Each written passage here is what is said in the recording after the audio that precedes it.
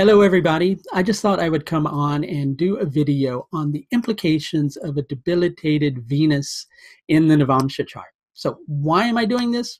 Well, because everybody asks me all the time. And, people often ask about an exalted Venus in the Navamsa chart. So maybe I'll do a part 1 and a part 2 on this. So in order to fully understand the implications of a debilitated Venus in the Navamsa, we first need to understand a little bit more about the Navamsa chart in general. Now, in Brihat Parashara Hora Shastra, it's stated that from the Navamsa, we may know the wife, or wives, so to speak. You can take that to also mean spouse in general. So we understand that the Navamsa chart is about relationships and marriage, especially in regards to relationships. But the Navamsa chart is about so much more than that. And if you are new to Vedic astrology, you probably noticed the Navamsa chart getting mentioned about, in regards to a lot of different things, to check the Navamsa chart for almost everything.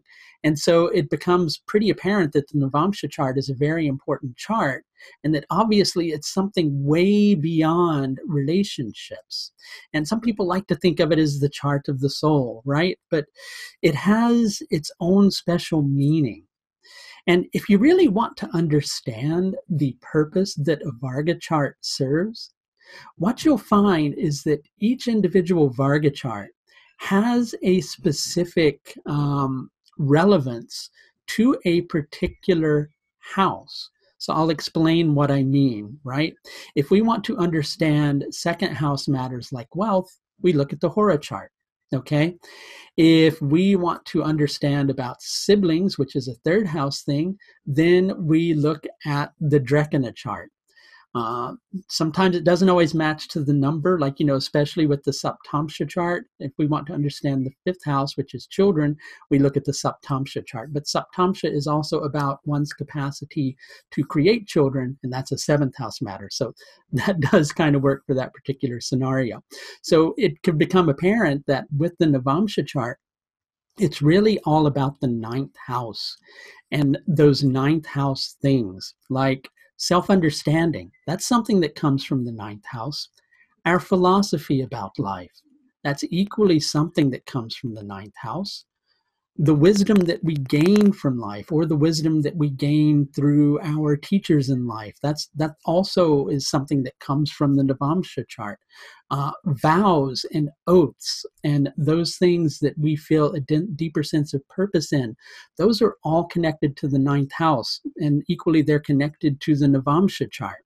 So the Navamsa chart is really a chart that we look at in order to understand meaning in life, where an individual can find the greatest sense of meaning, where, if they will find a great sense of meaning in life, dependent upon the planets in the Navamsa chart.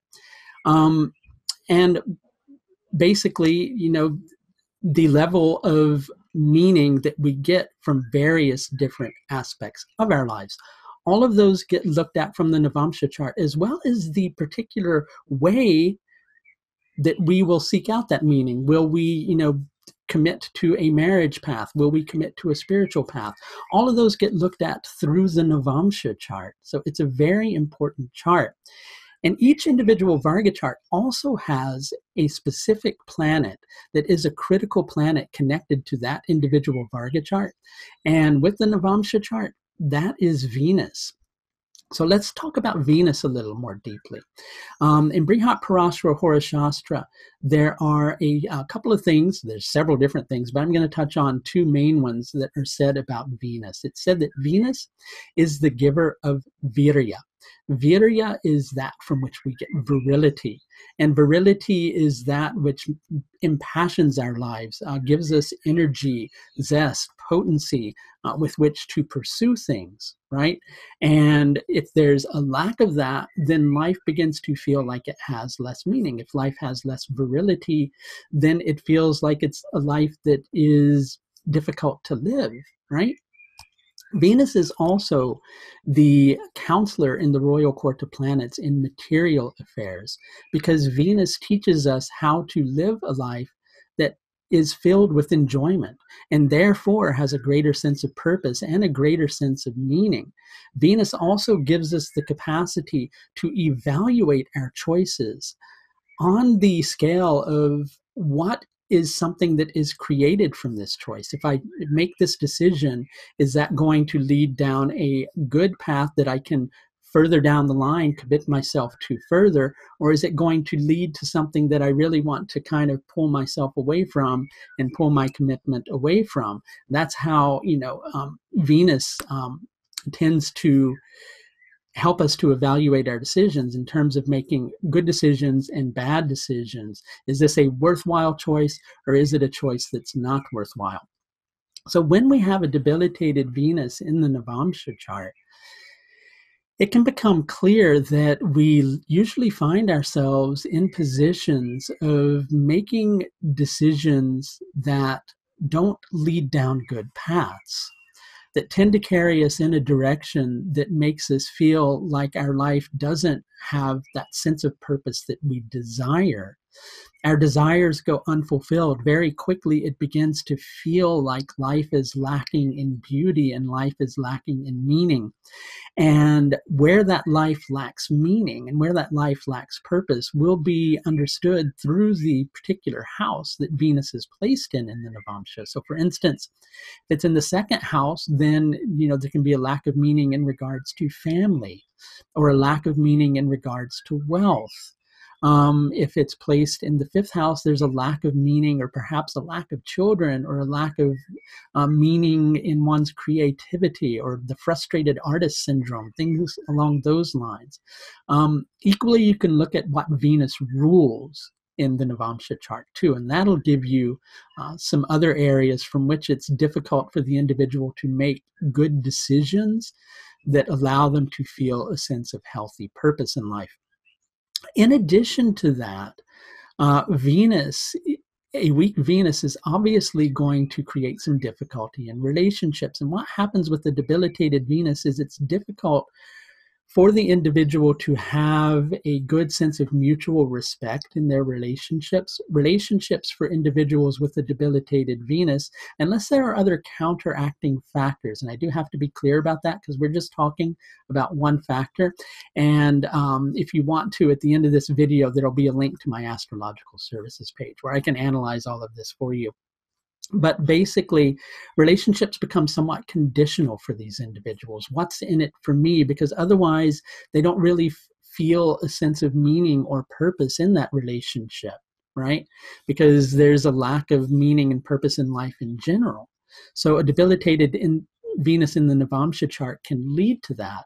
Other relationship problems that come from a debilitated Venus is there's a lack of a sense of healthy pride in relationships, which can result in either being arrogant in relationships, or just the opposite, like, overly humble or low self-esteem, low sense of self-worth. So quite often those two things feed into each other. So if you have a debilitated Venus in your Navamsa chart, does that mean that all hope is lost? Does that mean you'll never get married? Does that mean that your life will have no sense of purpose whatsoever? Well, it weakens all of that, but it doesn't necessarily mean that life won't have those things. And there are some counteracting factors that do really help with that. Prime among them would be a strong third lord in the Navamsa chart, because that gives us the courage and the motivation with which to still have drive to try to find greater levels of meaning. Equally, a strong ninth lord, that's going to be very important too. A strong ninth lord can counteract the lack of purpose that we find through Venus.